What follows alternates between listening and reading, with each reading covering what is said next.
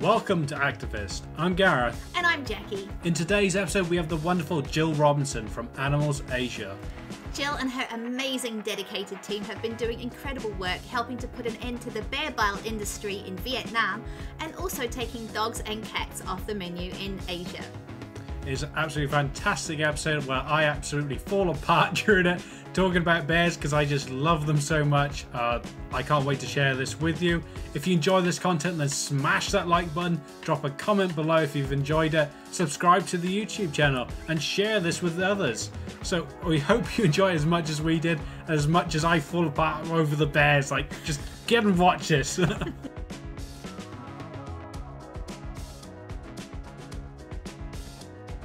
Jill, it is such an honour to have you here with us today. Your organisation, Animals Asia, has been successfully working to end bear bile farming and improve welfare for animals across Asia for years. And, I was so glad to see that you began working with I4 because I grew up in the UK and I4 was the very first that I heard about animal cruelty was seal clubbing, and that was what turned me vegetarian. So I guess we should go back to, a core question, which we like to ask in this series is, when did it all start? What was your why?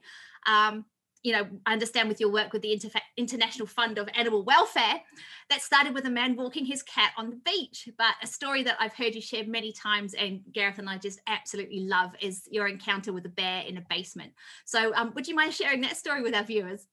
Yeah, sure. Okay. Well, that man on the beach with his cat, I'm still very good friends. He turned out to be my boss, and I worked for I4 for about 11 years, which was wonderful. And David and his wife Alex, I see them to this day. So they still live in the UK now. So, so during when I was working with I4, I got a call from a friend of mine who was a journalist, and he'd just come back from a bear farm in China, and he, knew obviously that I was representing I4 in Hong Kong, and he just said, "You have to go and see this place." And so I did. I grabbed a couple of friends, and we went over the border, and we joined a tourist group to go and sort of sniff out this farm, and. Oh my goodness. Well, first of all, you're taken into an area where they keep breeding bears. So it's like a pit, and you're given like a crude fishing line where you could tease the bears with apples at the end of the string. But we knew that, that this wasn't the bears that were used in bile extraction. So we snuck away from this group while the farmer was busy trying to encourage people to go into the shop, etc., and buy bear bile. And we found some steps down into the basement, and we came across what I call my living hell. There were 32 moon bears in tiny wire cages with really quite terrible injuries to their bodies. And the closer I got to the cages as I was walking around, I heard these popping vocalizations, and they became louder and more frantic the closer I got to the cage. And I realized that was really my first lesson of moon bears, and it was the lesson of fear, because they didn't know the difference between me and a farmer that was going to extract their bile. It was, I think I was just in such shock, and as I was walking around, I must have backed too closely to one of the cages, and I just felt something touch my shoulder. And I turned around because I thought, I'm going to be really hurt here. And actually, all there was a moon bear with her paw through the bars of the cage. And she was just holding her paw out to me. And I did the most ridiculously stupid thing that we would never do today. We've rescued over 630 bears. And, the last thing you would do is grab a bear's paw, or even the friendliest bears that we've got, because they're naturally inquisitive. They're unpredictable. And yes, they can be aggressive, and certainly on bear farms. So I took her paw, and she just did the most extraordinary thing of just taking my hand and squeezing my fingers. And I just looked into her eyes, and I just knew from that second that everything would change, and everything did change. I walked out of that farm knowing that I would never be the same again, but knowing that I was kind of on this path, I guess, a new path of helping farm bears. We just remove them from the industry and just investigate what this whole trade was all about, and try to make some understanding of it so that we could help in some way. So that was that really. Everything did change. And ultimately, I left I4 and to start Animals Asia to really focus on this whole issue. And, we built sanctuaries in China and Vietnam. We work with traditional medicine doctors. We work with government officials. We have a really holistic way of looking at the industry so that no one is criticised or no one suffers as a result of our actions. Our intention is really to help as many bears as we can and wind this industry down. Such a touching story, and it's fantastic. I can't wait to talk more about your work with Animals Asia in this interview. And it's just, I can't remember how this is probably the fourth or fifth time I've listened to that story now through doing all the research, and it's still tugging at the heartstrings. It's so hidden, isn't it? We think of factory farming as being hidden with the, what goes on with the dairy and the pigs and all that. But, bears are such forgotten animals. And here you are, 630 plus bears later. Extraordinary. I don't think we can believe it ourselves sometimes, but it's a wonderful thing. And it's just, as you say, with other animals that have been very badly abused, it's just the most extraordinary experience to see that light coming on into their eyes when they realize that no one's going to hurt them or exploit them again. And then you see these amazing personalities come out, and it's just such a joyous thing to be working, and experiencing your life with these animals. It's a privilege. There's one small detail in the story that always kind of bugs me, and it's about how you got onto the property in the first place as part of a tourist group. So was this quite a common thing in the region to have bear bile tourism? Oh, it was, Gareth. It was. I'm talking, crikey, this was 1993. So, at that time, it was felt that it was a sort of a well-intentioned initiative, I think, to prevent bears from being killed for their whole gallbladders in the wild. So these bear farms started popping up, and they thought that by keeping a bear in a tiny wire cage and extracting the bile but keeping that bear alive, then you were saving the wild counterparts. But that well-intentioned initiative very quickly turned around and showed that, in fact, bears were just dying on the bear farms because of the problems, both mental and physical. And so, the bears were still being taken from the wild to supplement those bear bile farms. But yeah, in those days, we just pretended to be giddy tourists that were joining, the Japanese and Taiwanese tourists.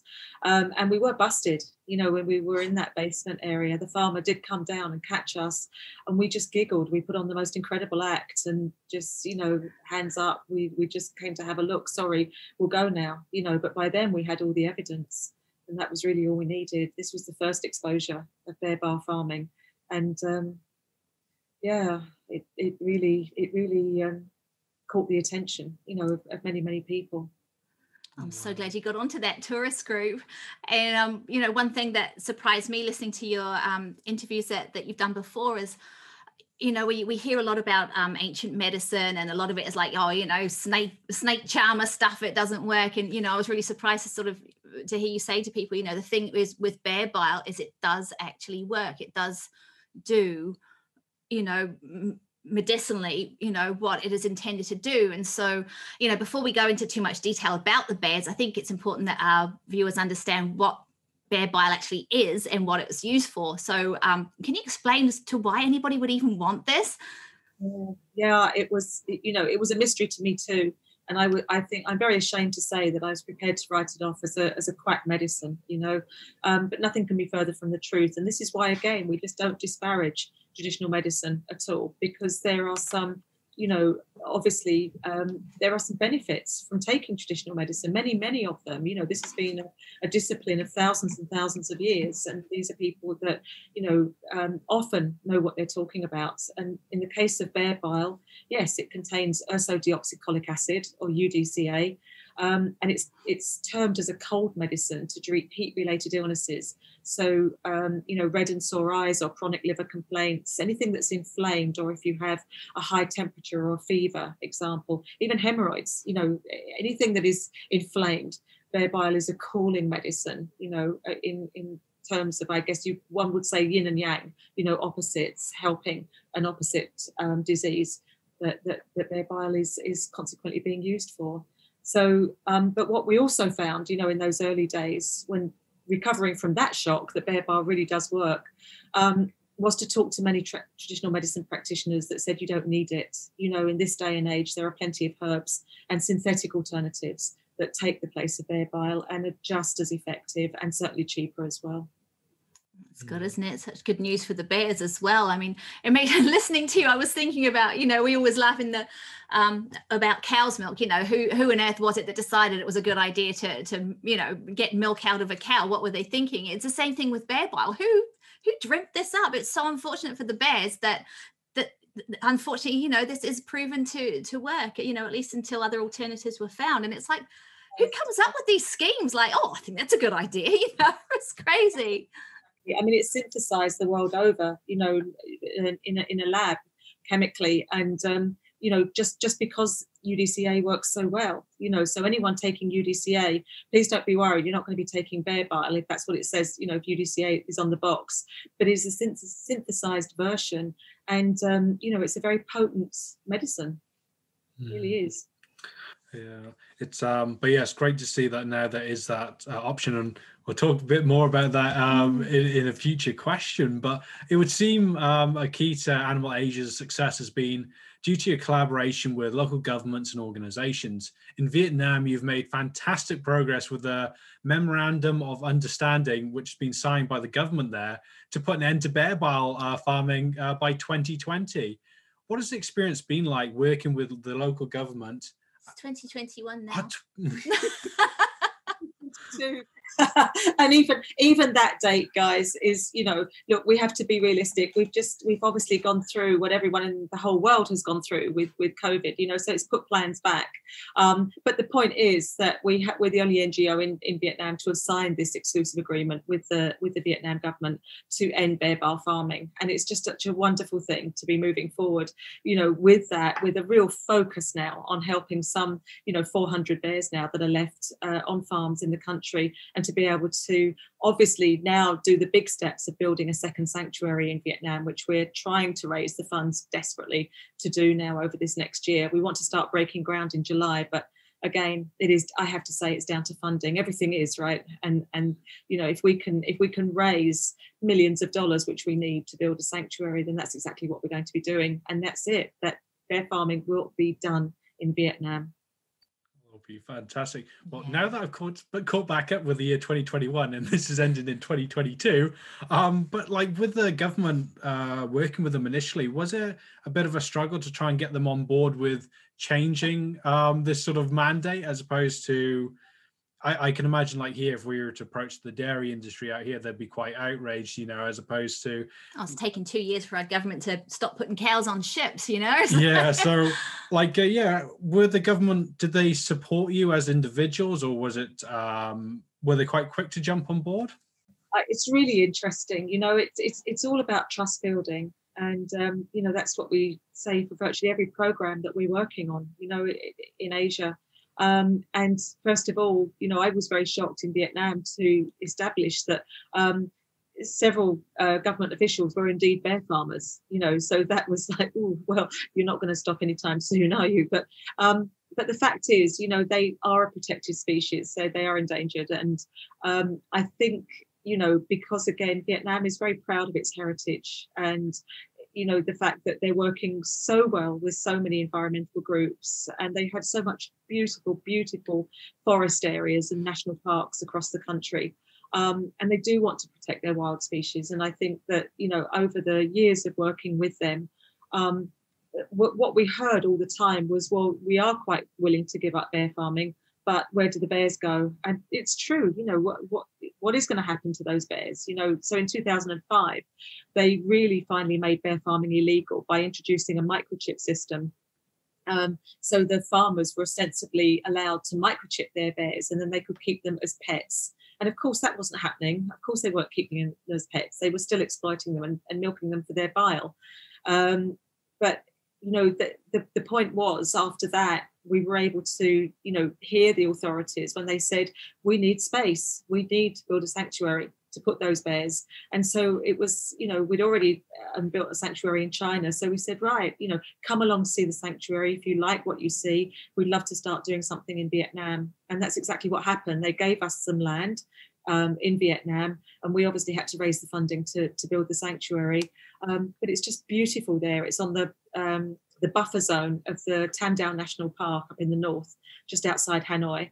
And we've got nearly 200 bears there, and it's just astonishingly beautiful. I always say Vietnam has 100 different hues of green in the country, and it does. We're surrounded by secondary pine forest, and it's just wonderful, and the bears love it, of course, as well. Oh, wow. Oh, sounds amazing.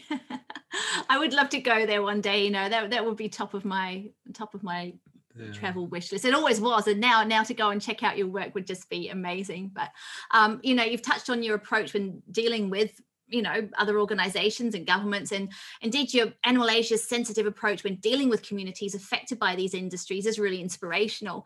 And by taking the time to work with people and offer sustainable solutions, it's allowed you to advocate both effectively and efficiently. Would you recommend trying this approach to activists in other areas too? For like example, animal ag, in Western society, maybe we should be trying that as well.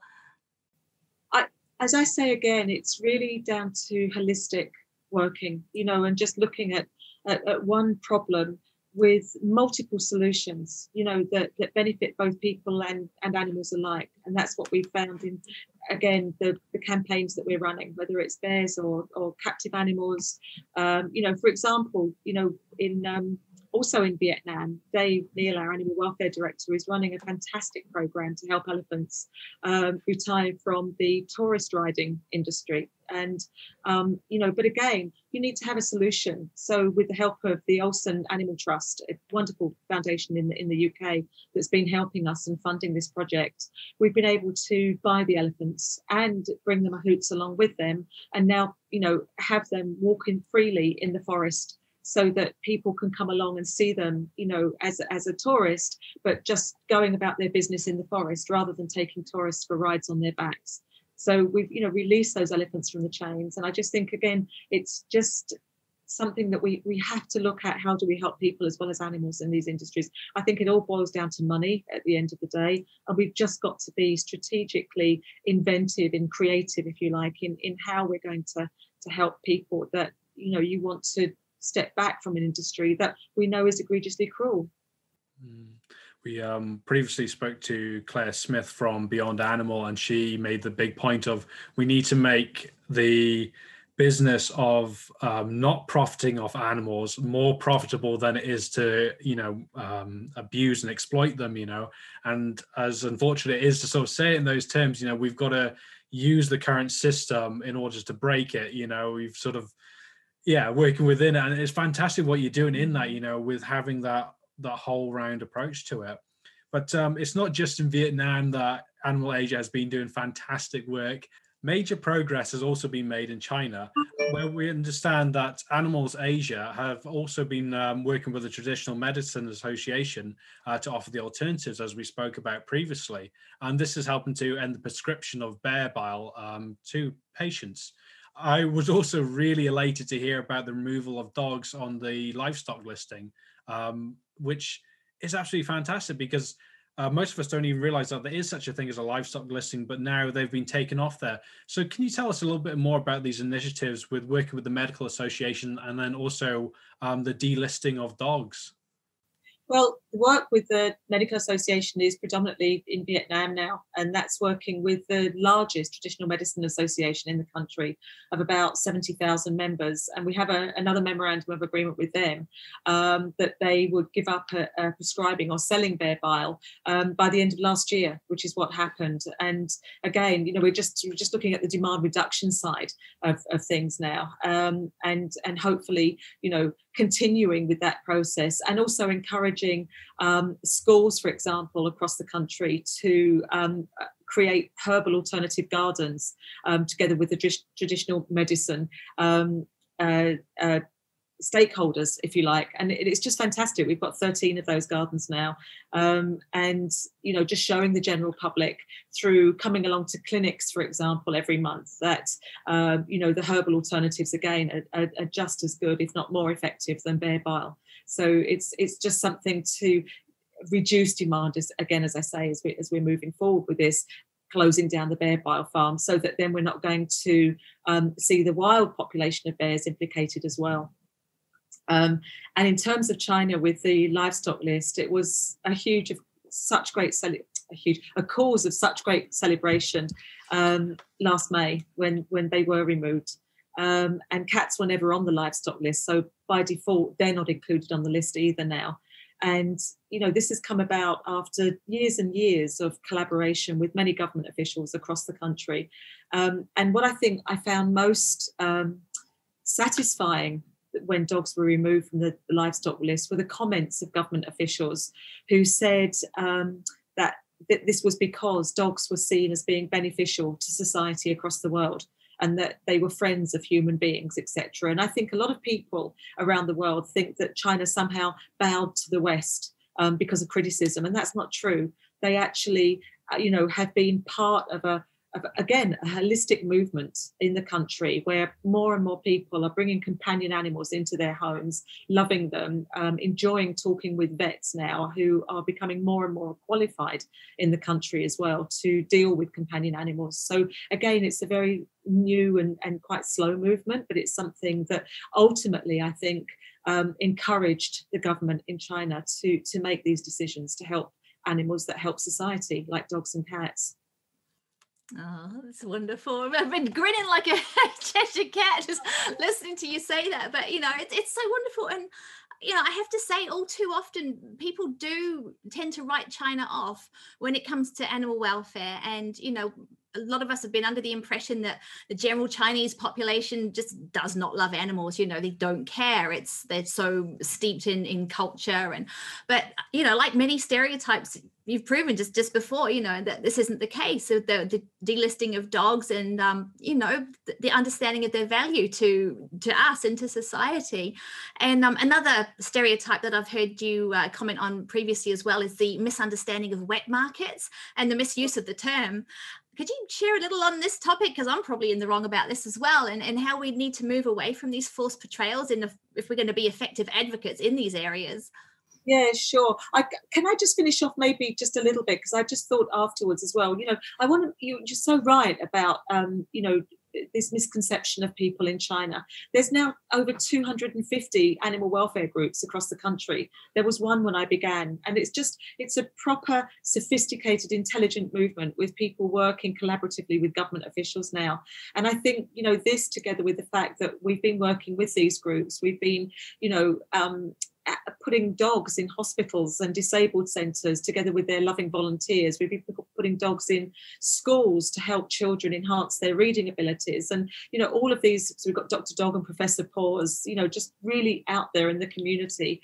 And again, just showing the general public that our lives are enhanced and enriched from being in the company with of companion animals as well. So it's, and this is being embraced, by people everywhere now who really look at dogs and cats as we do as well, and hopefully now from those species we'll look at other animals too that are equally sentient and equally intelligent too. This is not just a cut off at dogs and cats. We're doing much more than that in terms of other obviously sentient mammals out there that really deserve our help. But wet markets, so there's wet markets everywhere. Where I am in Hong Kong, I'll probably go to the wet market in Sai Kung later on this afternoon. It's not what people, what I think we need to distinguish is between wet market and live animal market. And so wet markets are generally where you can buy your fruit and vegetables or fresh cut flowers. Yes, they have a section, of course, for fish and cut meat as well.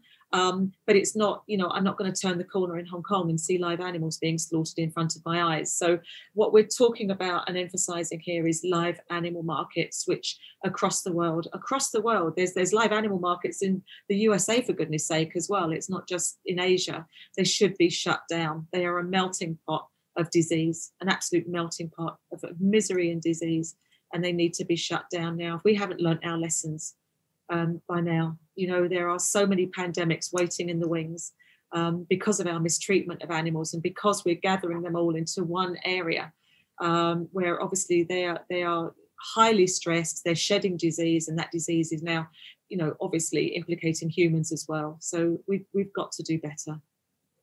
Yeah. Couldn't agree more.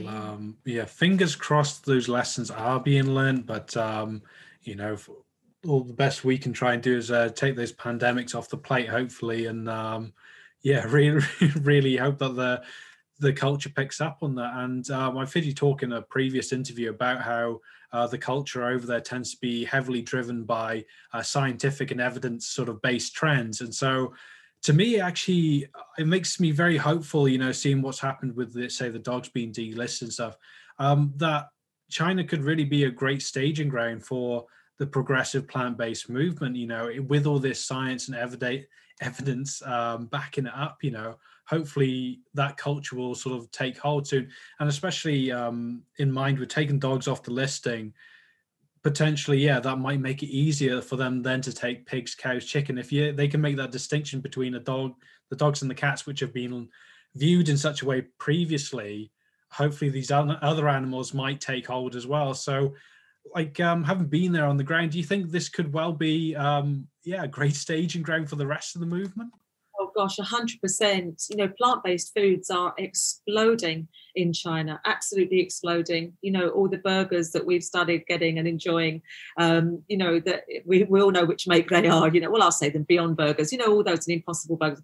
They're all now exploding into the market in China, including going into outlets like McDonald's and Kentucky and Starbucks, et cetera, et cetera. So, you know, it's very exciting to see that happen. And, you know, one of my favorite sayings that I just like to say is, you know, how can we be taking one intelligent species, you know, into our heart, like obviously like the dog, and yet another intelligent species into our freezer? And you know, I think it just makes people think a little bit more, as we know the sheer intelligence of the animals that we are taking for granted and slaughtering and eating their meat every day, and yet people just love their dogs and cats, you know. And I just find that difficult to separate the species, you know, when oh goodness, when there's so many others that need help. So yeah, it's great to see this advancement, if you like, of plant-based foods. And you know, it's not I don't think it's a case of waving your finger at people and saying you should be vegan overnight. You know, I'm just reading papers recently that talk about just the more that people eat plant-based foods for 1 or 2 days a week, you know, and go into it slowly. More of those, if everyone did that, you would be saving so many more animals. You know, than perhaps relying on people just absolutely going vegan overnight. You're going to see less of that, but more people going at least semi-vegan, and we should encourage that, I think, as a movement, and hope that you know, ultimately people will go vegan, of course. Yeah, absolutely. I always like to think, you know, I'd rather have somebody be on the journey to becoming vegan than someone just flat out denying it, you know. Even if it takes a longer amount of time, I'd rather they be taking that long time to get there than not getting there at all. So it's fantastic, you know. Absolutely. I was 13 when I learned about the work of I4 and the seal clubbing, you know, and it took me, you know, till 4.5 years ago, which is a lot more than 13 to get there. But we're all on this journey, you know, we're not always on it at the same time. So, and all we can do is encourage and just show the benefits for everyone. Absolutely. And we talk with people, you know, very often when you're talking about this subject and they say, oh no, well, I hardly eat any meat now. And, you know, and you shouldn't be defensive with people that say that, you know, because they're on their journey too.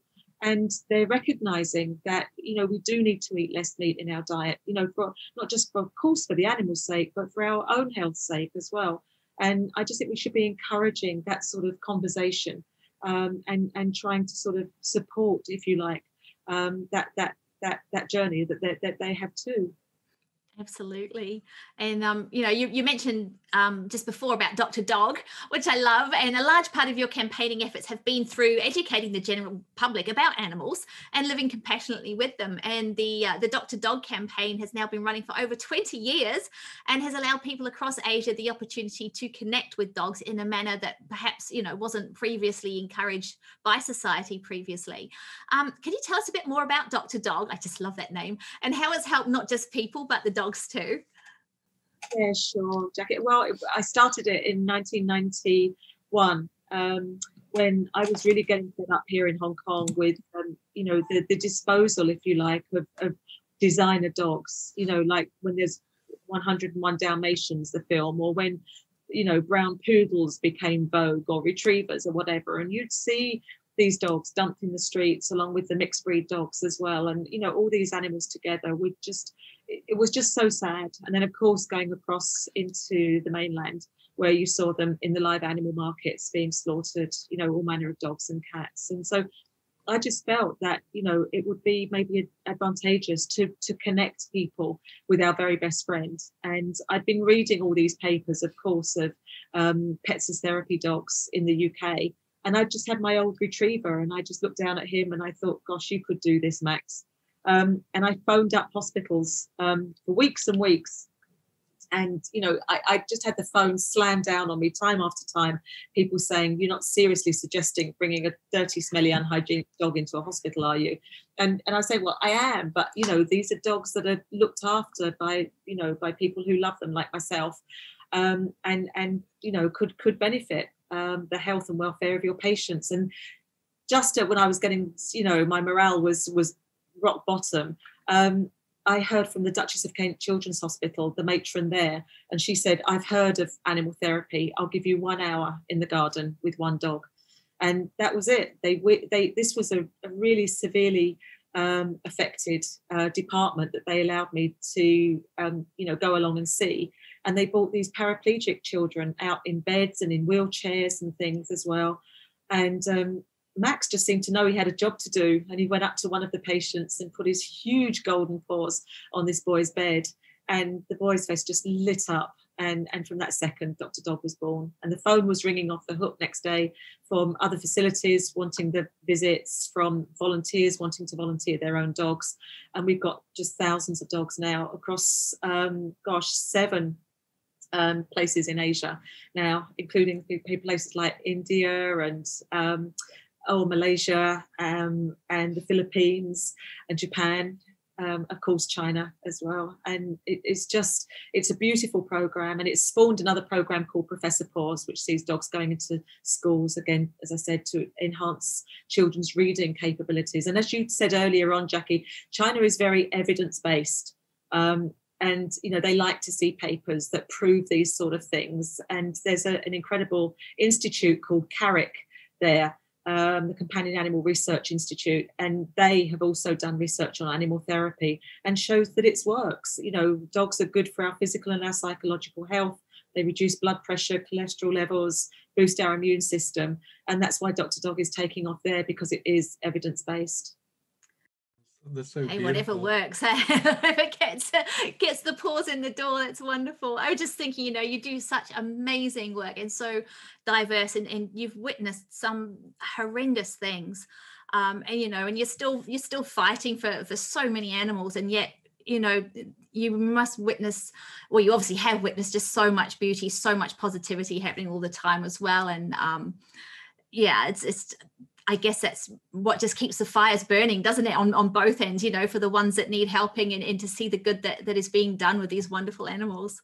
Yeah, absolutely. There's no question. And when you just see progress, as we are seeing in China and Vietnam, with government officials now becoming very proactive in their own rights, we've got a lot of work to do to enforce the livestock list, to help work with the government to help them in their work, but they seem to be very, very, committed to be doing this. And, already we've seen them talking about prosecutions. Already we've seen them closing restaurants in China, and getting people to take the word dog meat off of their restaurants as well. So it is getting there. It's a regulation now. It's illegal to sell dogs for their meat, and cats now. So we're well on our way now to be cheering on the Chinese government to do exactly what they promised. That's beautiful. And Fantastic I news. understand as well, this has also helped with, there was previously a lot of animal thefts as well happening for those people who did have companion animals, them being taken because of it being legal to eat them.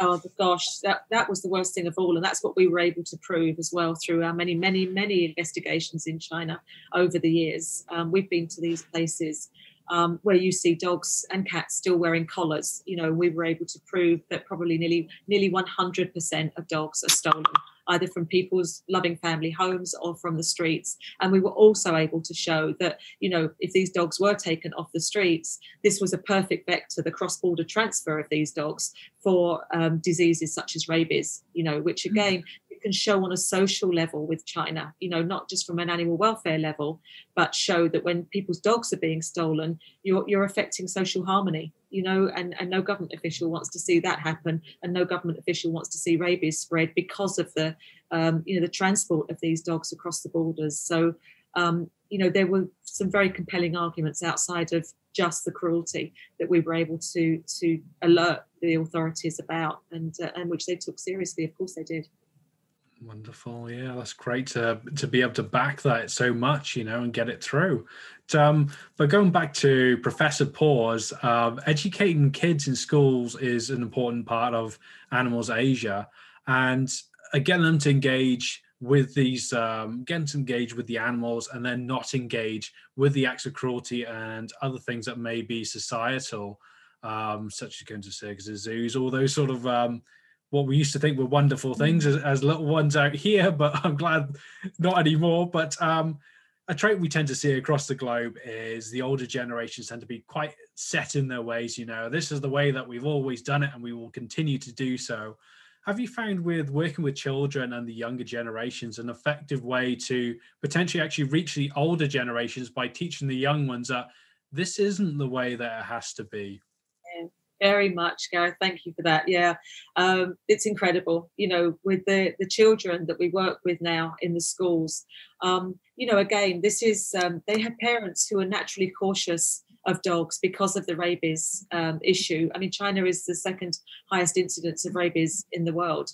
So when you've got their children now approaching dogs, this is something, wow, very new and very special for the parents. And through the lessons of Professor Paws, we're able to teach children, if they've got an animal at home, how to look after those animals appropriately. But if they haven't got an animal at home, we have lessons that they're reading to the dogs, believe it or not, because again, science shows that children are far less embarrassed to read to a dog than they are to a teacher if they have reading disabilities. So when they're reading this stuff, they're reading about, how to approach dogs safely in the streets, how to recognize their body language, etc.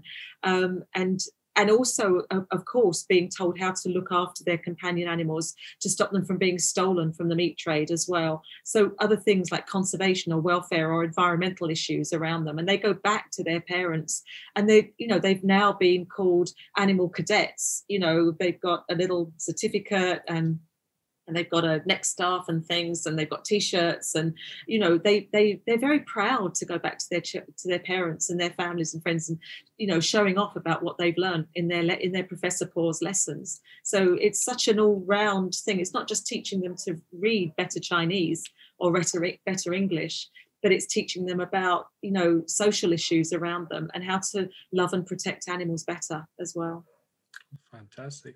I really I think we need I'm not sure if you've come across her already, but we'll have to put you in touch with Susan Hargreaves, who does been thinking, Animal Hero Kids out in the States, and she also does it globally. But I think you two would such great synergies. Have you come across Susan before? Have you had talked to her before? No, but I'd love to.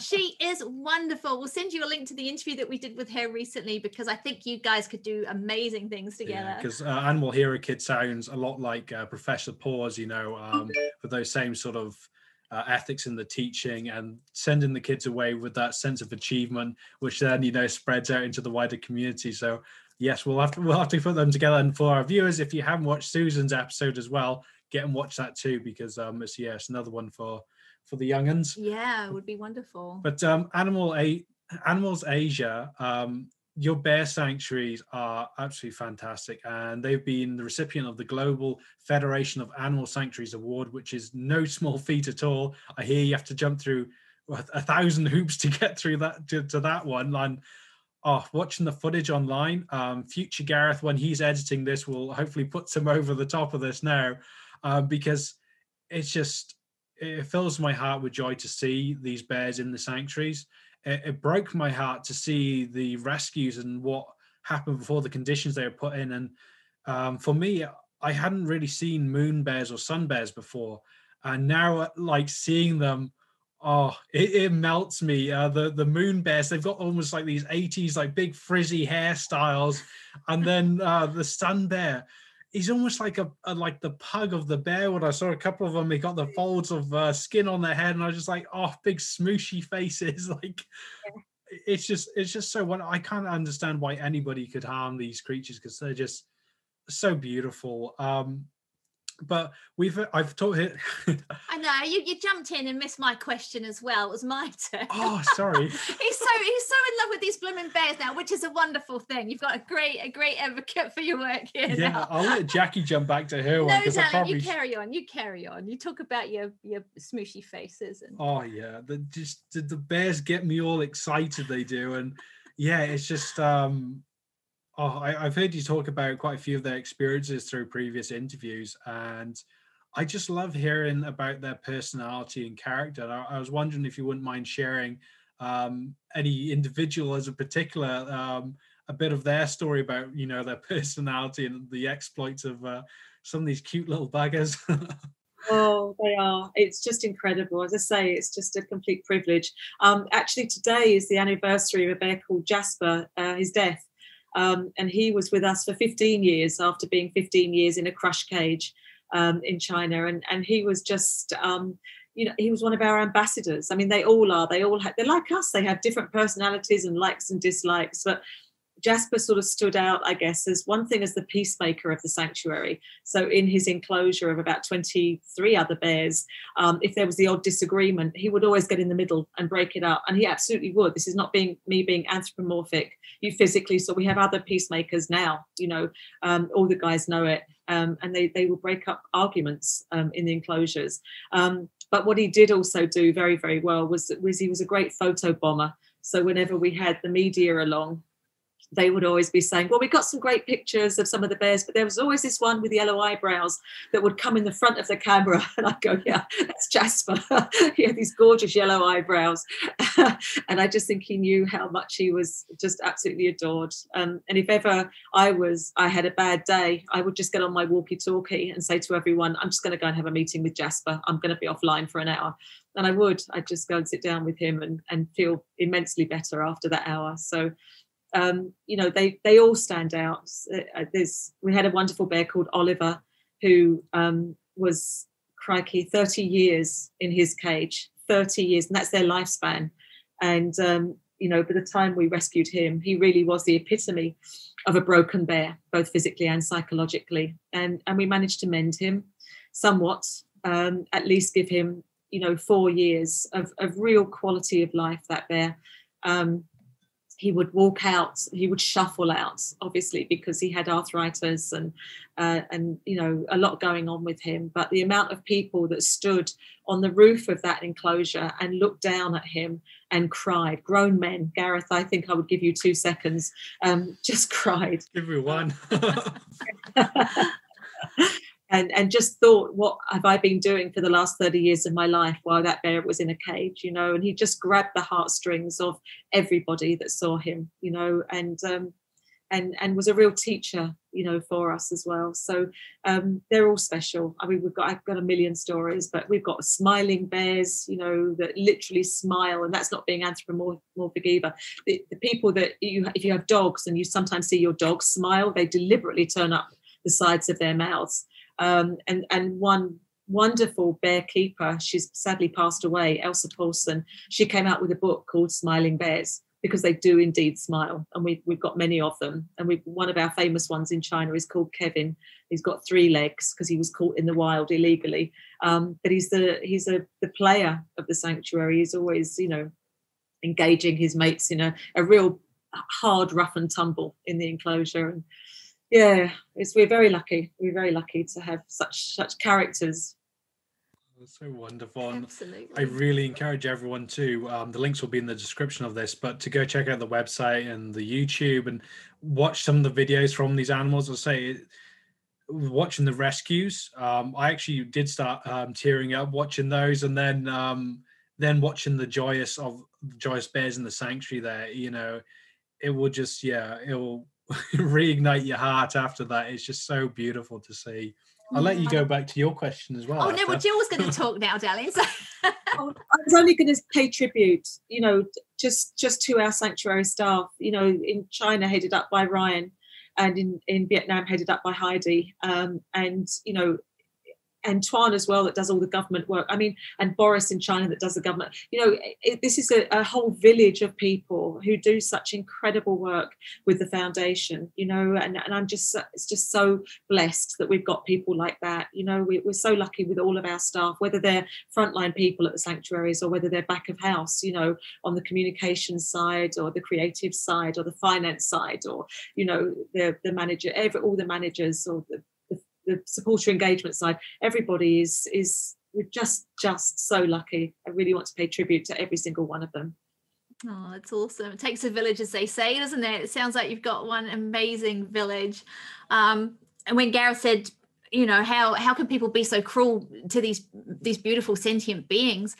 The first thing that came to mind with me was, well, because people think they're dangerous. You can't get attached to something that is dangerous. I mean, we can admire lions and tigers from a distance, but we wouldn't get close to them, would we? I mean, they're beautiful, but for some reason, it doesn't seem so bad to be cruel to something that is classified as dangerous, which sounds dreadful. And bears are regarded as dangerous across the globe.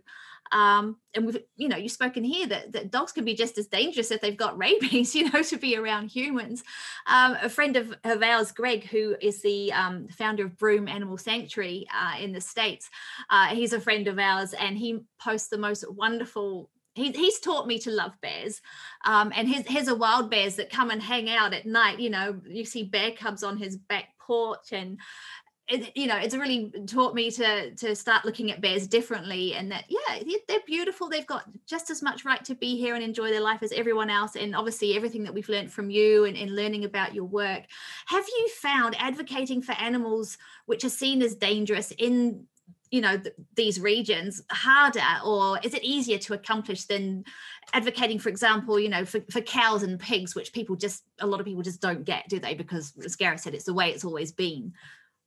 Yeah. Oh my goodness. Well, our sanctuaries, as you said, we are delighted to have been given the award by the Global Federation, because you have to keep them safely and securely, and safety from the day one has always been our number one priority, both for the bears' sake and for our staff and visitors as well. So you've got them separated to the general public by chain link fencing and baffle plates, etc., etc. So the public know they're safe when they come along. And I just think, again, it's just such a wondrous journey for them to make when they come and see the bears, because, as you say, they do believe, I think, before they arrive, that the bears are dangerous and but then they come and see them playing like children in a playground. It's just crazy. They're turning somersaults, they're running after each other, they're trying to climb trees, they're climbing up their platforms, and they're swimming in swimming pools. Even our older bears, we always laugh because they play in slow motion. They're just like two old dodders that are rolling around with each other, and it just makes you laugh being part of that of their lives.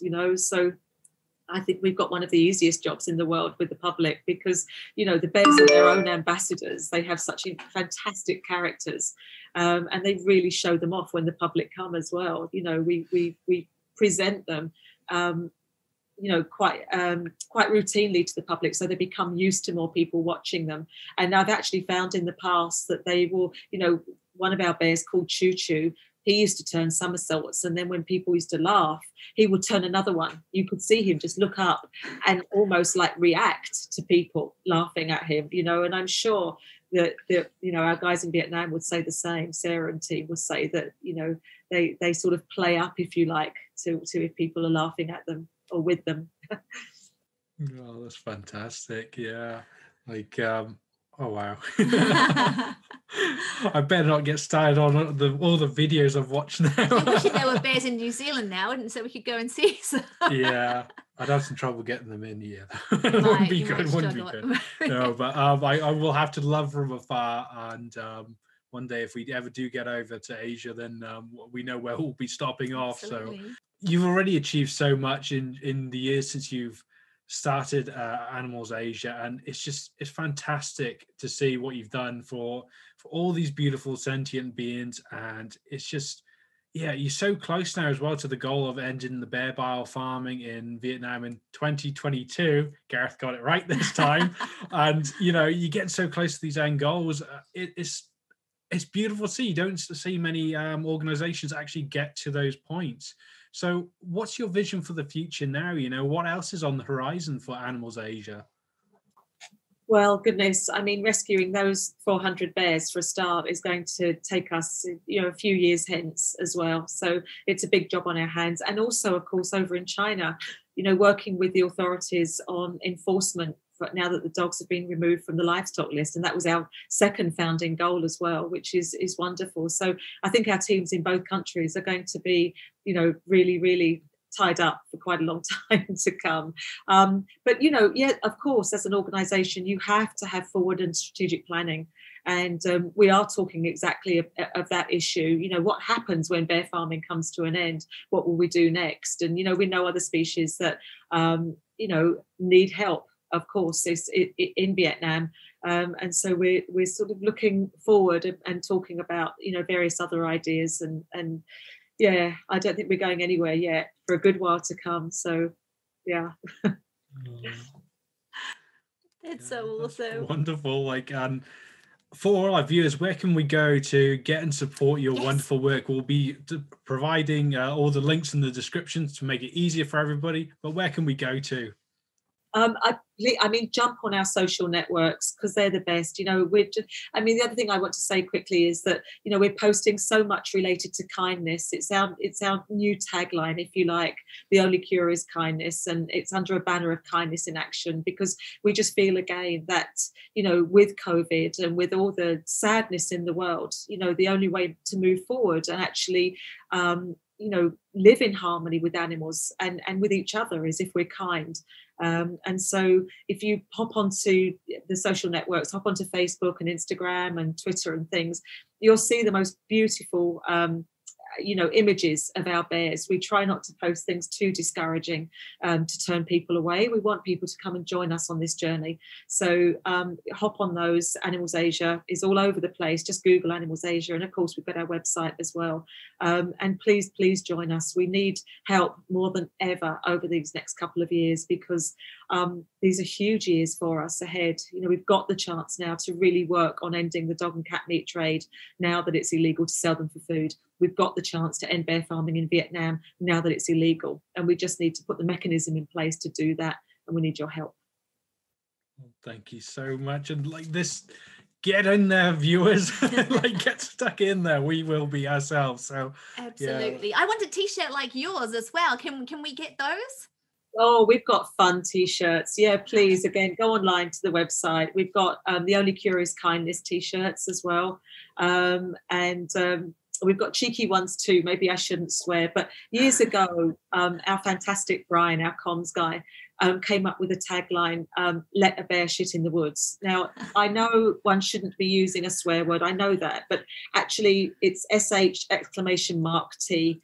And, you know, behind that funny statement, we went out on a limb with this one, but behind that statement is the salient point that there are thousands of bears lying in their own feces in cages, waiting for those farms to close down. So, and I think, you know, and actually most people got that, and it's just such a great t-shirt, you know, that, and it was a great campaign that we had that made a lot of people chuckle. So we can be cheeky sometimes, but it hides a very serious note. And again, our new campaign is kindness, because kindness really is the only cure for so many ills in this world.